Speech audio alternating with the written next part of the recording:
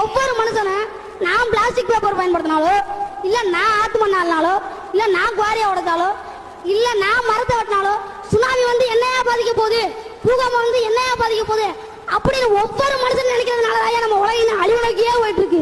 ஐயா, சந்திர மண்டலத்துல தண்ணி இருக்குன்னு நாசா கண்டுபிடிச்சிருக்காங்க. இதனால நமக்கு என்ன பிரயோஜனம்?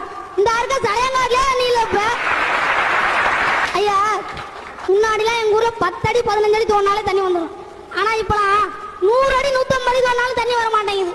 நீங்க கையில வச்சிருக்கீங்களே செல்போன், அது வெறும் செல்போன் கிடையாது, அது சிட்டுக்குருவிகளோட சவப்பெட்டி. தாத்தா சுதந்திரத்துக்காக போராடினாங்க, என் அப்பா சோத்துக்காக போராடினாங்க, நான் இனிமே படிச்சு முடிச்சுட்டு வேலைக்காக போராடுங்க, என் மய நாளைக்கு உசுருக்காகவே போராடுறேன்.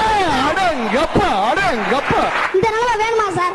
சார், நம்ம சந்ததி எல்லாம் நம்மள வாய் நிறைய வாழ்த்தணுமா இல்ல வயிறு நிறைய தூத்தணுமா?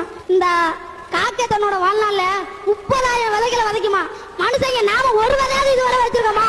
ஐயா, நம்ம பூமி நல்லா இருக்கணும்னா இல்ல நாம நல்லா இருக்கணும்னா நம்ம எல்லாரும் கண்டிப்பா இயற்கையை காதலிச்சே ஆகணும்னு சொல்லி விடைபெறுகிறேன். நன்றி, வணக்கம்.